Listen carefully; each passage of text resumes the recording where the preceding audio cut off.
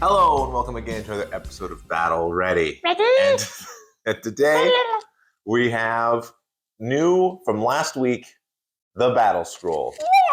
So the Battlescroll comes out quarterly and it updates the game and just sort of tries to rebalance things. So we thought we'd talk about this most recent one that has a couple of effects. Yep. Not all of them are going to affect us personally. But I thought we'd talk about whether it's good or bad for the game and sort of what we think about it. Mm-hmm. All right, so the first one, rallies. All right, what's rally, Drake? Rally is you roll, like, say you have some dead trogs. Okay. And you spend a command point and yell at those trogs to try and stand up. Okay. And you roll, and on every 6 equals 1 trog listening to you and standing up. That's right. The rest stay dead. So it gives you an opportunity, a small opportunity, to res dead units. Something that was mostly a death ability, right? And now it's everybody's got access to it in a limited form. Mm-hmm. But it has caused some problems, especially for things that rally on a 5-up or a 4-up. How? Like Grots in the Light of the Bad Moon. Oh, yeah, so you could just have a pack of, like, 60 guys. Mm-hmm. Have, like, 20 of them die, and then roll and get, like, 5 of them back. Well, on a 4-up, you'd get 10 of them back. Right? And just millions of more Grots. So they've made a change to the rule, and the change is now, no matter what happens, you can only get back 10 wounds worth of models. What happened? Can you res a guy? Or, like, res a guy and have him, like, take 2 damage, for example? No. So yeah, they come back completely healed. It's that's like sad for something who has like. Yeah, so there's like Storm Fiends in Skaven have 6 wounds. So you can only get 1 back. You can only get 1 back. Or things that 4, you can only get 2 back. Yep. So it's really interesting. I think it's good because that means you can't rally. You can't get lucky and rally a dragon. Yeah. Right? Like if you're Stormcast and you rally a dragon. That's rough. That's rough. So I think that is good. I also think, though, that probably means you're going to want to rally like the elite troops. Yeah. Like rather than rallying witch elves, you want to rally snake ladies. Mm-hmm. Right? So that's interesting. We'll see. I think that's interesting. Overall, I think it's a fine change. Mm-hmm. I think it's certainly going to change how some armies are because, for example, if you were doing Grots, relying on that 4-up ward in the Light of the Bad, or 4-up rally in the Light of the Bad Moon, now you're only ever going to get back 10 Grots. That's still a lot of Grots. It's still a lot of Grots, but I mean 10 Grots, because I think Grots were mostly being used as like flood the board with wounds, clog stuff up, people can't chew through them, right? And if you could get through 20 of them, and then on a 4-up rally, I bring 10 back, and the next one I bring 10 back again, or I guess 5 more back again. It's really, really hard. Mm-hmm. But now, and then maybe you kill 40 out of my 60, and I roll, and I get 20 of them back, right? But now you can only get 10 back. So now they won't be incredible, just impossible to kill Sklurgle Blargs? Well, they're just not going to have as much return, right? Like death, very common. You get skeletons back, you get zombies back, stuff like that. And so it was interesting to see that show up in Skaven and Gloomspite, which I thought was thematic and sort of cool. But they're I think this change is going to tone that down a little bit. Mm-hmm. Thoughts? I feel like it's fair. Yeah, I don't see anything wrong with it. I think it's a change. So if you were incredibly reliant on rally in your list, it might hurt. Yeah. It might hurt. But I don't think it's a bad change for the overall health of the game. And I think it does a good job of kicking out the worst offenders. There you go. Like maybe you have a pack of 6 Storm Fiends and several are dead. So I thought you roll. It was a Storm Vermin. There's Storm Vermin too. Storm Fiends are the big ones. Storm Vermin are the little ones. Man, they really like the word storm for being chaos. They're not. Oh, yeah. Yeah, that's true. But now you can only get back 1, whereas before you might get lucky and get like 3 back. That's 18 wounds. That's huge, right? So same thing with like Pasquale Blight Lords. Maybe you had a pack of 4 or 6 of them. You luckily rolled and got 2 of them back. I That's a would ton like of wounds it. back. I think it might be a little bit better if instead of subjugating it to wounds and making some guys sad, I would subjugate it to models. You can only roll a maximum of like, and it's like detailed in the battle tome for a unit of like this, you can only get this many back. So Or you have there's like a per model basis? yes. I think that might be a really good solution, except that then you'd have to remember, like it would have to be either it would have to be on every war scroll, or like in their pitched battle profile where it's like battle line, 200 points or whatever. It would have to say there. And so I think that would make it a little bit more complicated. But I think it would just help, just with this being brought up, I just feel like that would help more. Yeah, I think I could see that. I could see that. So the other one that got changed, and it's not a big deal for us because we don't tend to use, we tend to use artifacts from the books. Yeah, because those are more fun. They are more fun. They're more flavorful. They're more interesting most of the time. They're not always more powerful, and that's where we get into the discussion of Arcane Tome. So Arcane Tome does what? Makes a non-wizard wizard. Or? Gives a wizard +1 cast. That's right. And I just don't like it. So, first of all, they changed it. You can't give it to a wizard. Good job. You can't give it to a priest. Good job. You can't give it to anything corn. And that's because corn hates magic, right? Yep. So they're like, you know what? No more bloodthirsters with arcane tomes. No more greater demons of corn who also can cast magic. That's ridiculous. It's out. And getting rid of it for wizards, because a lot of armies, I guess, were putting it. They had a really good spellcaster, and then they put the arcane tome on the good spellcaster, like, and now you get a really good second cast or third cast or whatever, right? Fourth cast. Or like the chicken. Maybe you put it on the chicken, and that's an additional cast that gets to use his die that matches the die, right? Really good. So I could see that. And then they specifically said that that wizard it can dispel and unbind, right? But they can only cast Arcane Bolt and Mystic Shield. They don't get to have anything from your spell lore.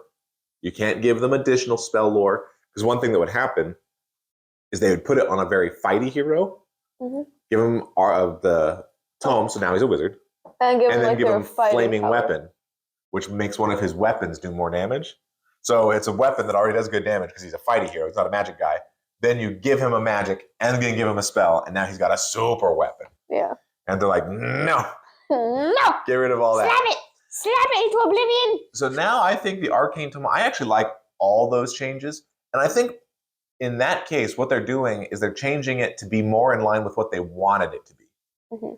You know, I think sometimes when they write rules at Games Workshop, they don't know what people will do with them. Well, they write the rules thinking like, everyone's going to play these normal mixed arms forces, and they're going to give this thing so they can have an extra wizard. But then when people play it and they see what combos there are, they say, nah, I'm going to put that on my Bloodthirster with Flaming Weapon, and he's going to be a monster. And I feel like they should have playtesters come in, but like they're tournament players, and just find all the loopholes. Yeah, you know, I think they used to do that with 40K, and then they took all the playtesting in-house, I think. And I'm not sure they have any external playtesting for AOS. Well, they should, because that would help flush out all these weak links. Yeah. So, anyway, I think it's good. I think that's what Arcane Tome was for. And I also felt like, man, Arcane Tome is just so much more powerful than any of the other generic artifacts. And it's so much more powerful, or potentially more powerful than so many Battle Tome artifacts. No, my fingers. So, yeah, I don't know. I think it was a good change. I'm glad that it gives you access to Dispel. Yep. It gives you access to Mystic Shield, which is a great spell, right? It's a good spell. Except Corn. Corn doesn't get it. Corn does not get it. But otherwise, seems pretty good. So I'm comfortable with that one. All right. Next, there is one poor army. One poor army. That's just at the bottom of the scores when it comes to tournaments. And that army is no, not even. In fact, Gloomspite's probably a little too powerful. But what is that bad army? Don't say that to me. What is that bad army? Cruel boys. Poor cruel boys. Doing sad. So they didn't drop any more points for the cruel boys, and they said it's because they're worried that if you get if a unit of gut rippers was, let's say it's only 10 points, then you just flood the board with 1,000 gut rippers, and the other team will never. And it doesn't matter if the gut rippers aren't good; you just can't get through the number of wounds, right? Say they can't drop them that low.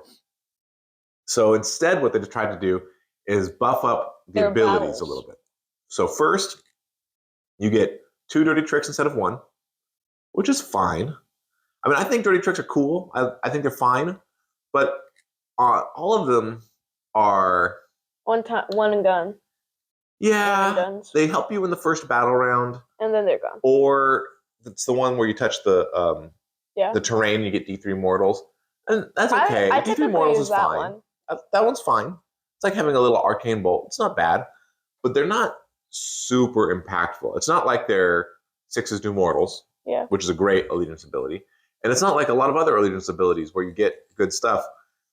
So having 2 of them is fine. I think that's welcome. I don't know that that's going to really buff them that much. I don't know. Maybe, what I would like maybe to do is see either of them. I would like to see one of 3 things. Okay. I would either like to see them revise the way the dirty tricks work to like make different dirty tricks. Mm-hmm. I would, if they don't do that, I would like to see them be able to work in every phase. Or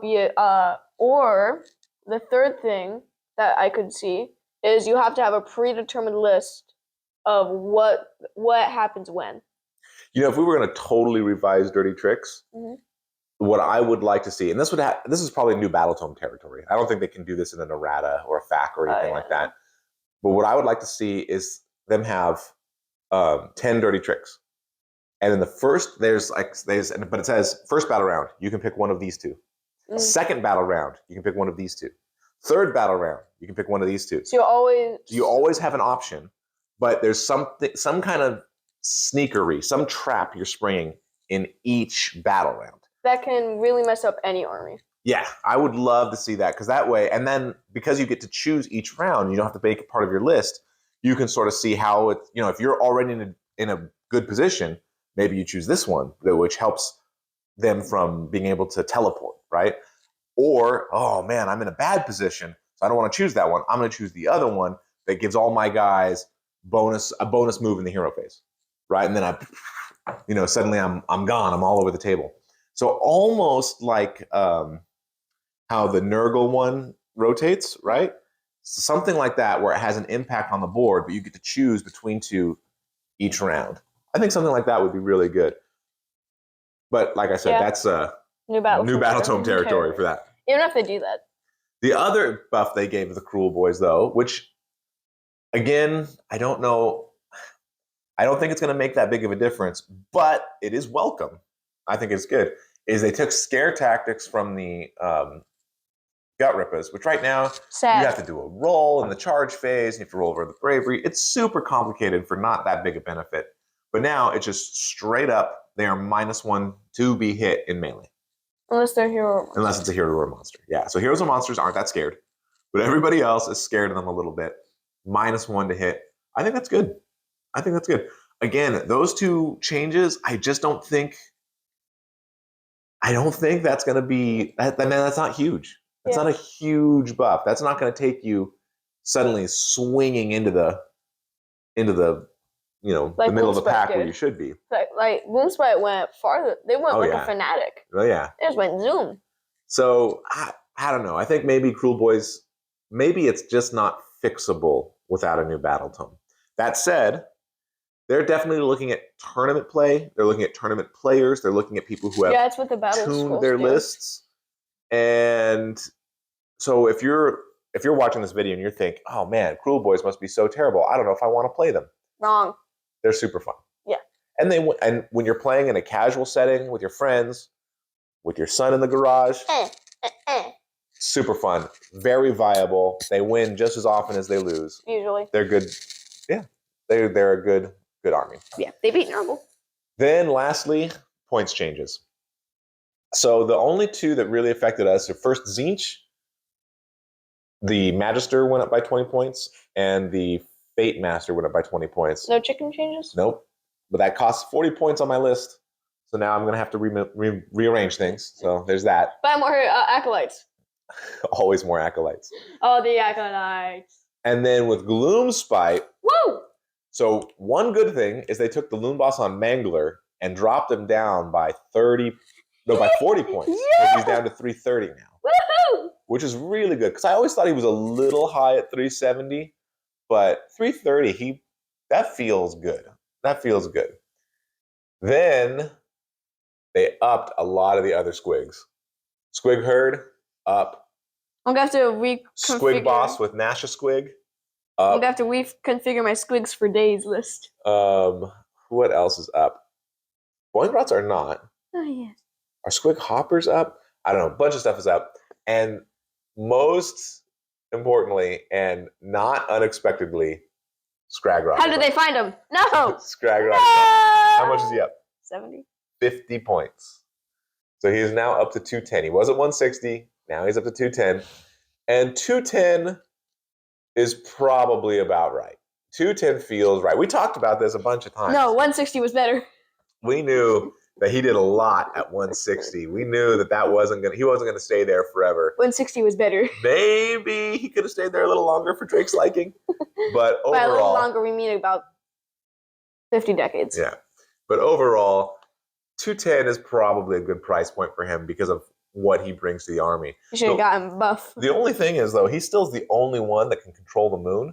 And the moon is so central to the Gloomspite battle tactics. He's still going to be in every army. I wonder if he's still going to be sort of an auto-include. Because I would hate for him to still show up and everybody decide, oh, he must be worth even more points. Let's bump him to 300. No! Because his ability, even though it's good, is really just a support ability for the rest of your army. And if you start losing multiple whole units, he's not going to carry you. And suddenly, it's just not going to be as good. So I don't know. I'm a little bit... I think 210 is good. I think this change was right. But I'm a little bit nervous that he might still... future. Yeah. What the Scragrot future is going to bring. We'll see. Any final thoughts on the Battlescroll? One thing, if they were going for lore, this is just me in my opinion. It says you can call upon gigantic mobs of grots at a time. Mm-hmm. I would like to see him drop that to 10 points. So it symbolizes him. Yeah. I'm serious. Yeah. You like the people, there's people online who every time there's a Battlescroll, they complain that their favorite army didn't get all the buffs so that they could be the super army anymore. No.